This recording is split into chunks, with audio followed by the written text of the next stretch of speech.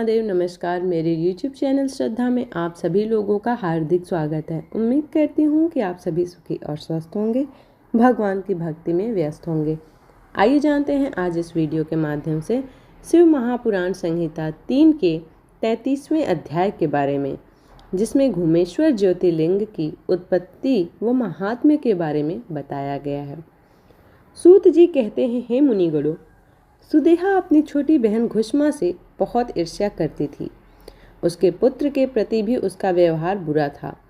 धीरे धीरे घुष्मा का पुत्र बड़ा हो गया। उसे विवाह योग्य जानकर ब्राह्मण सुधर्मा ने उसका विवाह एक योग्य कन्या से करा दिया। इससे सुदेहा की ईर्ष्या और भी अधिक बढ़ गई। उसने निश्चय किया कि जब तक घुष्मा के पुत्र की मृत्यु नहीं होगी तब तक मेरा दुख कम नहीं होगा। अपनी खोई प्रतिष्ठा और घुष्मा को सबक सिखाने का निश्चय सुदेहा ने कर लिया। एक रात सब प्राणियों के सो जाने के बाद सुदेहा ने घुष्मा के सोते हुए पुत्र की हत्या कर दी। फिर उसके छोटे छोटे टुकड़े करके उसी तालाब में बहा आई जहाँ घुष्मा प्रतिदिन शिव पार्थिव लिंग का पूजन के उपरांत विसर्जन करती थी। घर आकर सुदेहा आराम से सो गई। प्रातः काल उठकर सुधर्मा भगवान शिव का पूजन करने चली गई। सुदेहा और घुष्मा भी अपने अपने काम में लग गए। जब घुष्मा के पुत्र वधू ने अपने पति की चारपाई पर खून और शरीर के अंगों के टुकड़े देखे तो वह अत्यंत व्याकुल हो गई और उसने अपनी सास को सूचित किया। वहां का दृश्य देखकर वह फौरन समझ गई कि किसी ने उनके पुत्र की हत्या कर दी है। यह जानकर घुष्मा जोर जोर से रोने लगी। सुदेहा भी उनकी देखा देखी आंसू बहाने लगी, परंतु मन ही वह अपने सौत के लिए दुख से बहुत प्रसन्न थी। कुछ देर पश्चात सुधर्मा शिव जी की पूजन से वापस लौटे तो उन्हें सब बात पता चली। सुधर्मा घुष्मा से बोले, देवी, इस तरह से रोना छोड़ दो।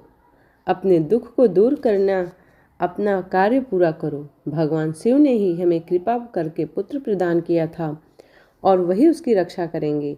इसलिए तुम रोना छोड़ो और अपने नित्य कर्म करो।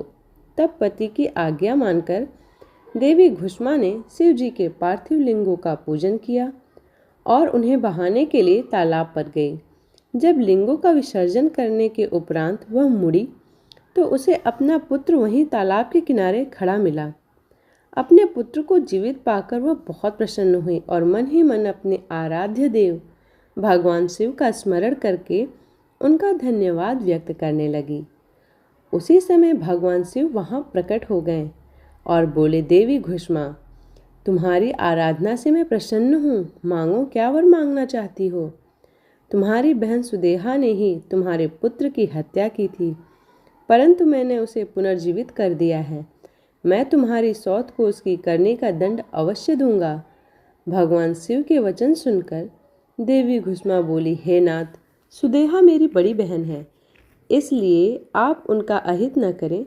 तब शिव जी बोले, तुम्हारी सौत ने तुम्हारे पुत्र को मारा, फिर भी तुम उसको दंड देना नहीं चाहती।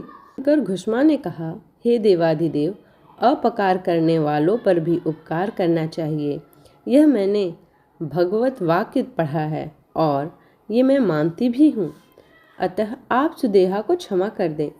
तब घुष्मा की बात सुनकर शिव जी बोले, ठीक है, जैसा तुम चाहती हो वैसा ही होगा।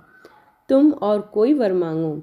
यह सुनकर घुष्मा बोली, हे प्रभु, आप इस जगत का हित व कल्याण करने हेतु यही निवास करें।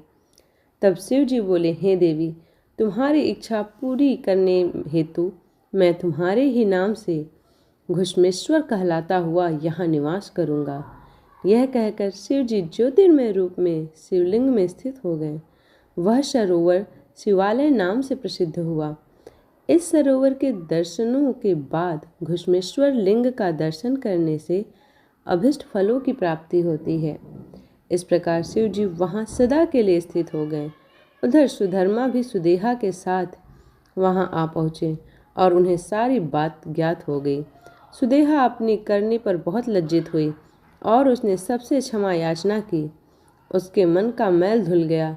तत्पश्चात उन सब ने मिलकर शिवलिंग की 101 परिक्रमा की और उसके बाद सुखपूर्वक घर को चले गए।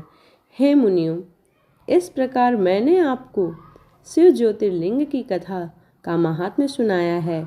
जो प्राणी भक्ति भावना से इस कथा को सुनता है अथवा पढ़ता है वह सब पापों से मुक्त हो जाता है और उसे भोग मोक्ष की प्राप्ति होती है। उम्मीद करती हूँ कि आज की ये वीडियो आप लोगों को पसंद आई हो। वीडियो पसंद आई हो तो वीडियो को लाइक करें, शेयर करें और चैनल को सब्सक्राइब करें। इसी प्रकार की भक्ति भाव और पूजा पाठ से जुड़ी हुई वीडियोस को प्राप्त करने के लिए चैनल को सब्सक्राइब करना ना भूलें। मिलते हैं अगले अध्याय में, तब तक के लिए हर हर महादेव।